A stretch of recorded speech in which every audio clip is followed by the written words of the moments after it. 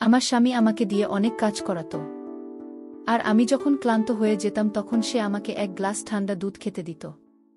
সেটা খাবার পর আমার আর জ্ঞান থাকত না। একদিন আমি দুধ খাই না। আর সেই রাতে আমার সাথে যা হলো। একজন স্ত্রী তার স্বামীর জন্য সবকিছু করতে পারে। আর সম্পর্কটা বাঁচিয়ে রাখার জন্য সে নিজেকে বলিদান দিতে প্রস্তুত থাকে। এরকম মহিলারা মাঝে মাঝে সম্পর্কের বাঁধনে জড়িয়ে পড়ে। আর ভালোবাসার জালে ফেসে যায়। আমার সাথে এমনটাই ঘটেছিল। আমি রান্নাঘরটা পরিষ্কার করে যখন ঘরে আসি তখন সতীশ ঘর থেকে বেরিয়ে যায়। ঠান্ডা দুধের গ্লাস টেবিলে রাখা ছিল। রোজকারের মতো আজও সতীশ আমাকে দুধটা খেয়ে নেওয়ার হুকুম দেয়। কিন্তু আজ আমার দুধ খেতে ইচ্ছে করছিল না। আমার মাথা কাজ করছিল না। বাড়ির সব কাজকর্ম করে আজ আমি অন্যদিনের থেকে একটু বেশি ক্লান্ত হয়ে পড়েছিলাম। আমার ননদের উপর আমার খুব রাগ হচ্ছিল, যারা উঠে এক গ্লাস জলও গড়িয়ে খেতে না। আমি সবই রান্নাঘরটা পরিষ্কার করে বের হচ্ছিলাম। তখনই আমার বড় ননদ আমাকে এক গ্লাস শরবত আর জলখাবার বানানোর হুকুম দেয়। কারণ তার কিছু বন্ধুরা রাতে বাড়িতে আসবি। আমার কাজ শেষ করতে করতে 12টা বেজে যায়। আমি 12টার সময় ঘরে ঢুকি। আর তখন সতীশ ঘর থেকে বেরিয়ে যায়। আমি রেগে গিয়ে দুধের গ্লাসটা মাটিতে ফেলে ভেঙে ফেলি। তারপর আমার মনে হলো যে সতীশ কিছু কাজের জন্য ঘর থেকে বেরিয়েছে। সে যদি ফিরে এসে দেখে যে গ্লাসটা মাটিতে পড়ে আছে তখন সে খুব রেগে যাবে। তাই আমি সব কাচের টুকরোগুলো এক জায়গায় জড়ো করে তুলে ফেললাম। আর দুধটাও পরিষ্কার করে ফেললাম। সতীশ ঘরে আসার আগেই আমি পুরো ঘরটা পরিষ্কার করে বিছানায় শুয়ে পড়ি। আমি এই ব্যাপারটা লুকিয়ে রাখলাম যে আমি সেই রাতে দুধ খাইনি। সতীশ বলতো যে আমি সারাদিন অনেক কাজ করি, তাই রাতে আমার দুধ খাওয়া দরকার। কিন্তু মানুষ নিজের রাগ কতক্ষণ মনের ভিতর চেপে রাখতে পারে, কখনো কখনো সেটা বেরিয়ে আসে। আর আজ আমি দুধের গ্লাসের উপর রাগটা দেখিয়ে ফেলেছি। সতীশ ঘরে এসে আমাকে শুয়ে থাকতে দেখে আমার পাশে এসে বসে আর টুকটাক কথা বলতে থাকে। কিন্তু আজ আমার মাথাটা খুব গরম ছিল। তাই আমি কোনো কথা না বলে চোখ বন্ধ করে ফেলি। আমি কোনো কথার উত্তর দিই না। কারণ আমি চাই না যে আজ সতীশের সাথে আমার ঝগড়া হোক।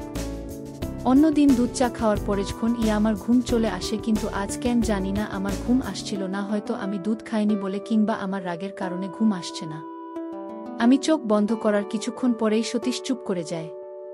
ও হয়তো ভাবে যে আমি ঘুমিয়ে পড়েছি। তারপর সেই রাতে আমাকে এমন একটা সমস্যার মুখোমুখি হতে হয় যেটা আমার জীবনটাই নষ্ট করে দেয়। আমি কোনোদিনও ভাবিনি যে আমার স্বামী আমার সাথে এত বড় খেলা খেলতে পারে। ভালোবাসা আর দায়িত্ববোধ এর নামই আমার স্বামী আমার সাথে যেটা করে সেটা অবিশ্বাস্য। সেই রাতে আমি বুঝতে পারি যে সতীশ রোজ আমাকে ঠান্ডা দুধ কেন খেতে দিত। সেই রাতে যা হয়েছিল, তারপর তো আমার নিজের পায়ে উঠে দাঁড়ানোই মুশকিল হয়ে গিয়েছিল। আমার গোটা শরীর কাঁপছিল। আমি ঠিক করে ফেলেছিলাম ঠিক এরপর আর এক মুহূর্ত আমি এখানে থাকব না। আপনারাও শুনলে চমকে যাবেন যে আমার সাথে কত বড় বিশ্বাসঘাতকতা করা হয়েছিল। আমার নাম সোনম। আমি একটা শিক্ষিত ভালো পরিবারের মেয়ে। আমি 2 ঘন্টা ধরে বাসন মাজা ছিলাম আর কোমরের ব্যথার কারণে আমার চোখে জল চলে আসে। তখন আমার মা বাবার কথা খুব মনে পড়ছিল। আমি আমার বাবার খুব আদরের মেয়ে ছিলাম। বাবা আমাকে মাথায় তুলে রাখতেন। কিন্তু ভাগ্য আমার সাথে এমন খেলা খেলেছিল যে আমি বিয়ের পর 1 মিনিটও চুপ করে বসে থাকার সময় পেতাম না। বাবা আমাকে সতীশকে বিয়ে করতে অনেক বারণ করেছিলেন। কিন্তু তখন আমার মাথায় ভালোবাসার ভূত চেপেছিল, তাই আমি বাবার কথা অমান্য করে সতীশকে বিয়ে করি। মা বাবার বিরুদ্ধে গিয়ে সতীশকে বিয়ে করেছিলাম। আমার বিয়ের 4 মাস হয়েছে আর এই 4 মাস আমি আমার নিজের বাড়িতে চাকরানির মতো কাজ করতাম। এমন একটা দিনও হয়নি যেদিন আমি পুরো ক্লান্ত হয়ে শুনতে চাইনি। আমারও তো কষ্ট হয়। আজও আমার শ্বশুরবাড়ির লোকেরা কি সব বাসনপত্র ফেলে দিয়ে গেছে, আর আমি 2 ঘন্টা ধরে সেই বাসন মাজছি। রান্নাঘরের সামনে ঘরটা থেকে আমার শাশুড়িমার কথা বলা আর হাসির শব্দ শোনা যাচ্ছিল। আমি জানি যে আমার 3 ননদ ও শাশুড়ি মার সাথে বসে সিনেমা দেখছি, কিন্তু তাদের এটুকু জ্ঞান নেই যা আমাকে সাহায্য করা দরকার। তারা মুখের কাছে খাবার পেয়ে যায়, এটা খেয়ে তারা বাসন ফেলে দিয়ে যায়। তারা রান্নাঘরে ঢোকে না। আর ঢুকবে না কেন? আমার মতো বিনে পয়সার একটা কাজের মেয়ে পেয়ে গেছে যে। আমার চোখে জল চলে আসে। এই চোখের জলটা আমার কোমরে যন্ত্রণার জন্য, নাকি আমার দুর্ভাগ্যের জন্য, নাকি আমার সতীশকে অন্ধের মতো ভালোবাসার জন্য? তা আমি বুঝতে পারছিলাম না। আমার স্বামী আমাকে কথা দিয়েছিল যে সে আমাকে খুব সুখে রাখবে। কিন্তু সুখ তো দূরের কথা, সে আমাকে 1 মুহূর্তের জন্য শান্তিও দিতে পারেনি। আমি সতীশকে ভালোবাসতাম, তাই আমি এত কিছু সহ্য করছিলাম। না হলে আমি এক মুহূর্ত ওই বাড়িতে থাকতাম না। সতীশ আমাকে বাড়ির সব কাজ করার দায়িত্ব দিয়েছিল, আর আমি ভালোবাসার খাতিরে সব মেনে নিয়েছিলাম। মেয়েরা পুতুলের মতো নরম হয়, তাদেরকে দুই ভালোবাসার কথা বললে তারা গলে জল হয়ে যায়। আমিও সেরকমই ছিলাম। সারাদিন খেটে ক্লান্ত হয়ে যখন আমি রাতে শুতে যেতাম, তখন আমার স্বামী আমাকে ভালোবেসে দুধ খাওয়াতো, আর তারপর দুটি ভালোবাসার কথা বললেই আমি সারা দিনের ক্লান্তি ভুলে স্বামীর প্রেমে মগ্ন হয়ে যেতাম। মনে হতো আমার স্বামী আমাকে খুব ভালোবাসে। আমি ভুলে যেতাম যে সারাদিন বাড়ির সব কাজ আমি একা হাতে করতাম, আর বাড়ির সবাই আমার উপর হুকুম চালাতো। আমার বিয়ের পরের দিন থেকেই সব চলছিল। বিয়ের প্রথম রাতে যখন সতীশ ঘরে আসে, তখন আমি ভেবেছিলাম সে আমার রূপের প্রশংসা করবে আর দুই ভালোবাসার কথা বলবে, কিন্তু এর কোনোটাই হয় না। সতীশ আমাকে নিজে পছন্দ করে বিয়ে করেছিল। সে আমার জন্য তার বাড়ির লোকেদের থেকে অনেক কথা শুনেছিল। আমি ভেবেছিলাম বিয়ের প্রথম রাতটা আমার জীবনের সবথেকে সুন্দর রাত হবে। সেই রাতে সতীশ আমাকে এমন একটা কথা বলেছিল যেটা আমি একেবারেই আশা করিনি।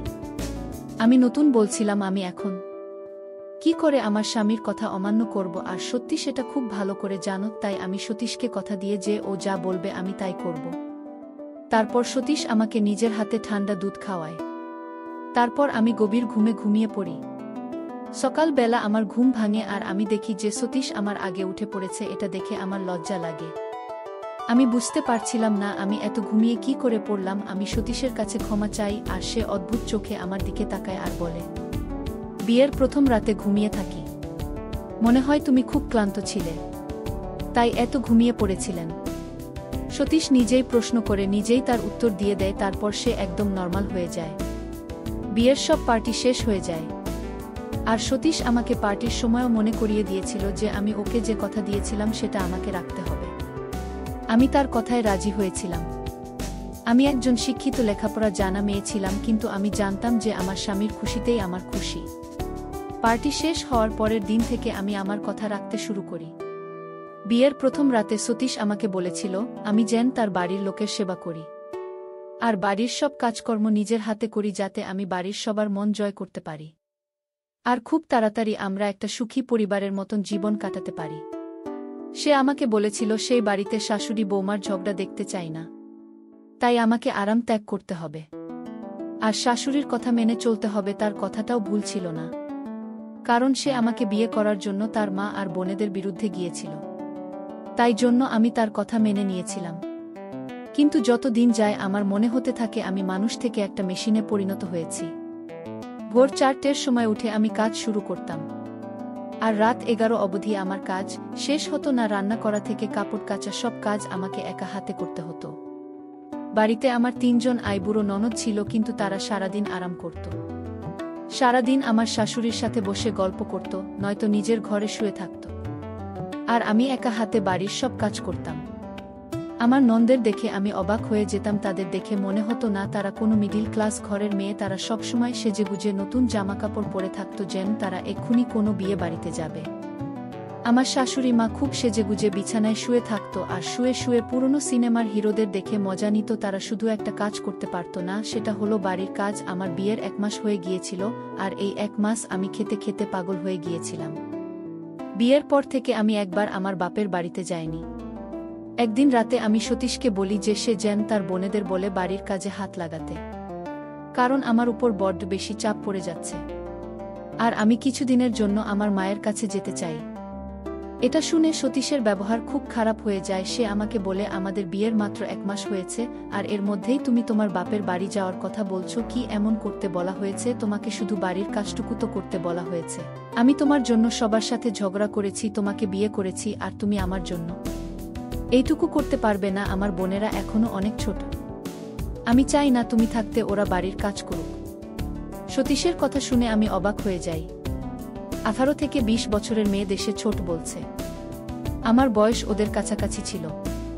ওরা যেভাবে সারা দিন সেজেগুজে ঘুরত দেখে মনে হতো ওরা নতুন বউ, আর আমি ওদের চাকরানি। কিন্তু এসব কথা আমি সতীশকে বলতে পারলাম না, কারণ এই প্রথমবার আমি তার এমন খারাপ ব্যবহার দেখলাম।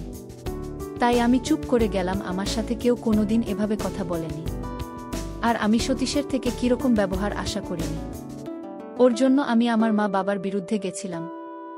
আমি একটা শিক্ষিত মেয়ে ছিলাম, আমি একটা প্রাইভেট স্কুলে চাকরি করতাম। যখন সতীশ আমার জীবনে আসে তখন আমি নিজেকে খুব ভাগ্যবতী মনে করছিলাম যে আমি তার মতো একজন সুন্দর দেখতে বর্মনের ছেলেকে পেয়েছি। কিন্তু তখন কি আমি জানতাম যে বিয়ের পর আমাকে এত কিছু ত্যাগ করতে হবে? কিন্তু ব্যাপারটা যদি শুধু আত্মত্যাগের হতো তাহলে আমি মেনে নিতে পারতাম। কিন্তু ব্যাপারটা তার থেকেও বেশি গম্ভীর হয়ে উঠেছিল। আমি যখন সতীশকে জিজ্ঞেস করতে যেতাম যে আর কতদিন আমাকে এভাবে আমার শখ আহ্লাদ সব ত্যাগ করে সবার সেবা করে যেতে হবে, তখনই সে খুব রেগে যেত। তার কিছুক্ষণ পরেই সে আমাকে ভালোবাসার কথা বলতে শুরু করত। আমি যখন খুব ক্লান্ত হয়ে রাতে ঘরে আসতাম তখন সতীশ এক গ্লাস দুধ নিয়ে আমার জন্য অপেক্ষা করত। সে আমাকে খুব ভালোবেসে দুধ চা খাওয়াতো আর বলতো, সোনাম, আমি জানি আমার জন্য তোমাকে অনেক কষ্ট সহ্য করতে হচ্ছে, কিন্তু আর কয়েকটা দিনের ব্যাপার। একবার আমার মা তোমার উপর নরম হয়ে গেলেই তোমাকে আর এসব করতে হবে না। এই সব কথায় আমি ভুলে যেতাম আর চুপচাপ দুধটা খেয়ে নিতাম। তারপর ওর সাথে গল্প করতে শুরু করতাম। কিছুক্ষণ পর আমার এত ঘুম পেত যে আমি গভীর ঘুমে ঘুমিয়ে পড়তাম। আর আমার যখন চোখ খুলত তখন সকাল হয়ে যেত। আমি কি করে এত ঘুমিয়ে পড়তাম?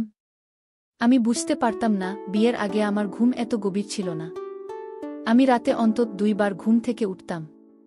সতীশকে যখন আমি কথা বলি তখন সে বলে, এখানে তুমি খুব ক্লান্ত হয়ে যাও, তাই তুমি এত ঘুমিয়ে পড়ছে। সারাদিন তুমি এত কাজ করো, তোমার শরীর আর নিতে পারে না। সতীশ নিজেই এটা বুঝতে পারছিল যে আমার উপর কাজের চাপ অনেক বেশি পড়ে যাচ্ছে, কিন্তু তারও কিছু করার ছিল না। সে নিজেও অসহায় ছিল। তাই আমি তার মুখের দিকে তাকিয়ে হেসে বলি, তুমি কোনো চিন্তা করো না, তোমার জন্য আমি সব কাজ করতে পারবো। এটা শুনেছি খুব খুশি হতো আর বলতো, সোনাম, এই জন্যই আমি তোমাকে বিয়ে করেছি, কারণ তুমি অন্য মেয়েদের থেকে অনেকটা আলাদা। তখন খুব গরম পড়েছিল, এত কাজের সাথে সাথে এত গরম আমি সহ্য করতে পারছিলাম না। সারাদিন রান্নাঘরে গরমের রাতে থাকতাম। আমি আরও বেশি ক্লান্ত হয়ে পড়তাম। আমার ননদের ঘরে এসি লাগানো ছিল, কিন্তু আমার সেখানে যাওয়ার অনুমতি ছিল না। আমার ঘরে শুধু একটা পাখা ছিল। আমি একদিন সতীশকে বলি, আমার ঘরে একটা এসি লাগিয়ে দাও না, যাতে আমি রাতে অন্তত আরাম করে শুতে পারি। সে বলে, আরও একটা এসি লাগানোর ক্ষমতা আমার নেই। আর এমনিতে তো তুমি রাতে ঘুমিয়ে পড়, গরম ঠান্ডা তাতে তোমার কি এসে যায়? এটা শুনে আমি খুব বিরক্ত হই। নিজেদের ভুলের জন্য এসি লাগাতে পারে, আর নিজের বোনের জন্য একটা এসি লাগাতে পারে না। আমি যে রাতে গভীর ঘুমে ঘুমিয়ে পড়তাম সেটা তারই জন্য। সে আমাকে এত কাজ দিয়েছিল যে আমি ক্লান্ত হয়ে ঘুমিয়ে পড়তাম। আমার সতীশের উপর খুব রাগ হয়। আমি ভাবতে থাকি যে বাবা ঠিকই বলেছিল, আমি প্রেমে অন্ধ হয়ে নিজের পায়ে নিজেই কুড়ুল মেরেছি। আমার অনেকবার বলার পরেও সতীশ আমার ঘরে একটা এসি লাগিয়ে দেয় না, আর আমি এইভাবেই গরমে সারাদিন খাটতে থাকি। একদিন রাতে যখন আমি সব কাজ শেষ করে ঘরে যাচ্ছিলাম তখন আমার ননদ আমাকে চায়ের সাথে আরও 1000টা জিনিস বানানোর হুকুম দেয়। এটা শুনে আমার খুব রাগ হয়। প্রথমে আমি ভাবলাম যে আমি না বলে দেব, কিন্তু তখন আমার সতীশের কথা মনে পড়ে যায় আর আমি কাজে লেগে পড়ি। আমার সারা শরীর ঘামে ভিজে গিয়েছিল। আমি কোনো রকমে আর জলখাবার বানিয়ে আমার বড় ননদকে ডেকে পাঠাই, কারণ তার ঘরে যাওয়া আমার বারণ ছিল। ঘরে এসে আমি আমার সব রাগ দুধের গ্লাসটা উপর দেখাই। তারপর সতীশ ঘরে আসে। তখন আমি ইচ্ছে করে তার সাথে একটা কথা বলি না। আমি চুপ করে চোখ বন্ধ করে শুয়েছিলাম। কিছুক্ষণ পর সতীশ ঘর থেকে বেরিয়ে যায়, আর অনেকক্ষণ পরেও সে ফেরত আসে না। আমি ভাবতে থাকি সতীশ এত রাতে কোথায় যেতে পারে। আর বাইরে থেকে কিছু আওয়াজ আসছিল যেটা আমাকে আরও চিন্তিত করে তোলে। মনে হচ্ছিল যেন বাইরে কোনো পার্টি চলছে। খুব হুল্লোড় হচ্ছিল। আমি কোটি কোটি পায়ে দরজার কাছে যাই আর একটু দরজাটা খুলে বাইরে উকি মেরে দেখি গোটা বাড়িতে আলো চলছে। রাতের বেলাও বাড়িতে সব কটা আলো জ্বলছিল। তখন আমি দেখি 2 মাতাল লোক খুব নেশা করে আমার ননদের ঘরের দিকে যাচ্ছে। আমার নন্দরা এই রাতের বেলায় নতুন বউয়ের মতো সেজে গুজেছিল, আর ওদেরকে দেখে মনে হচ্ছিল না ওরা কোনো ভদ্র বাড়ির মেয়ে। ওই 2 জন মাতাল লোককে দেখে তো আমার পায়ের তলা থেকে মাটি সরে গেল। আমি ভাবতেও পারছিলাম না যে আমি যে বাড়িতে থাকি সেখানে রাতের বেলায় সব হয়, আর তাই জন্যই আমার বর রোজ রাতে আমাকে ঘুম পাড়িয়ে দেয় যাতে আমি কিছু জানতে না পারি। বেশ কিছুক্ষণ পর যখন সতীশ ঘরে এসে আমাকে জেগে থাকতে দেখে তখন তার শরীর থেকে সব রং উধাও হয়ে যায়। সে তোতলাতে তোতলাতে বলে, সোনাম, তুমি খুনি। আমি বলি, না, আজ আমি ঘুমাইনি। আজ আমি তোমার আর তোমার বাড়ির লোকেদের সব সত্যি জেনে গেছি। এবার তুমি আমাকে বলো, এই মাতার লোকগুলো কি রোজ রাতে আমাদের বাড়িতে আসে আর এসে তোমার বোনের সাথে ফুর্তি করে? তুমি কি রকম দাদা যে নিজের বোনের এরকম নোংরা কাজ করা থেকে বাধা দাও না, উল্টে তুমি আমাকে খুনের ওষুধ খাইয়ে ঘুম পাড়িয়ে দাও যাতে আমি কিছু জানতে না পারি।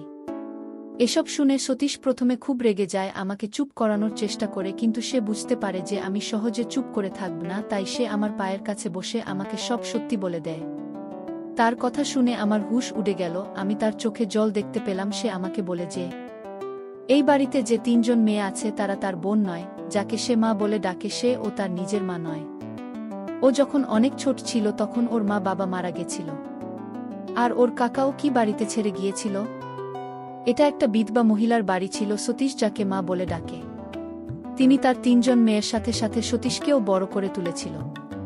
তিনি সতীশকে একটা সুন্দর জীবন দিয়েছিলেন, কিন্তু সে তার নিজের পেশা ছাড়েনি, আর তার মেয়েদেরকেও সে তার পেশায় নিয়ে এসেছিল। সতীশ তার মাকে অনেক বুঝিয়েছিল যেন সে সব কাজ ছেড়ে দেয়, কিন্তু তার মা বলেছিল যে সারা জীবন এই কাজ করেছে, আর এটা ছাড়া সে অন্য কিছু করতে পারবে না। নিজের মেয়েদেরকেও সেই কাজে লাগিয়ে দিয়েছিল। আমি তাদেরকে আমার ননদ মনে করতাম। তারা সারাদিন আরাম করত আর রাত্রে খদ্দেরদের চাহিদা মেটাত। সতীশ সারাটা জীবন এদের সাথে কাটিয়েছে। তাই সে যখন আমাকে বিয়ে করে এনেছিল তখন তার ভয় হয়েছিল যে আমি যদি তার বাড়ির লোকের আসল চেহারাটা জানতে পারি তাহলে আমি হয়তো তাকে ছেড়ে চলে যাব। তাই সে আমাকে রোজ রাতে দুধের সাথে মিশিয়ে ঘুমের ওষুধ খাওয়াত, আর সকালে সে আমাকে কাজে ব্যস্ত রাখত যাতে আমি এদিক ওদিক মন না দিতে পারি, আর সত্যিটা কখনো আমার সামনে যাতে না আসে। সতীশ আমাকে কাঁদতে কাঁদতে বলে যে সে নিজের কষ্ট করে রোজগার করা টাকায় আমাকে খাওয়ায়, কিন্তু সে আমার সব ইচ্ছে পূরণ করতে পারবে না। তার ঘরে এসি লাগানোর ক্ষমতা নেই। তার মা আর বোনেরা নিজেদের টাকায় তাদের ঘরে এসি লাগিয়েছে, যেটা সতীশের কাছে অসৎ পথে রোজগার করা টাকা। সতীশ বলে তার মা তাকে বলেছিল যে তারা ছাড়া তার এই দুনিয়াতে কেউ নেই, তাই তাদেরকে ছেড়ে যাওয়া তার পক্ষে সম্ভব ছিল না, আর সে আমাকে ছাড়তে পারেনি। তাই সে সেই সমস্ত কাজ করতে বাধ্য হয়েছিল যেটা তার করা উচিত হয়নি। আমি তার দিকে অবাক হয়ে তাকিয়েছিলাম। তার চোখের জল আমাকে বলে দিচ্ছিল যে সত্যি কথা বলছে। কিন্তু আমি এমন একটা বাড়িতে থাকতে পারবো না যেখানে মহিলারা রাতের বেলা তাদের শরীর বেচে টাকা রোজগার করে। আমি সতীশকে বলি যে তার যদি এই মহিলাদের সাথে সম্পর্ক রাখার ইচ্ছা হয় তাহলে সে রাখতে পারে, কিন্তু আমি রাখব না। সে যেন আমাকে ওদের থেকে আলাদা রাখে, না হলে আমি এক্ষুনি বাড়ি ছেড়ে চলে যাব। আমাদের গলার আওয়াজ শুনে সতীশের মা ঘরে আসে। তিনি সতীশের মাথায় হাত রেখে বলে, তুই এখন তোর মতো করে জীবন কাটাতে, আমি আর তোদের মাঝখানে আসব না। আমি আমার মেয়েদের সাথে এখানেই থাকব, কারণ আমরা সারা জীবন এই কাজ করে এসেছি, আর এখন আমরা চাইলেও এই কাজ ছাড়তে পারবো না। সতীশ তার মায়ের কথা মেনে নেয়। সে ভালোবাসার খাতিরে সেই বাড়ি ছেড়ে দেয়, কিন্তু আজ সে তার মা বোনেদের সাথে দেখা করতে যায়। সে বলে তারা তার কঠিন সময়ে পাশে ছিল, তাই সে তাদের কোনোদিন ভুলতে পারবে না।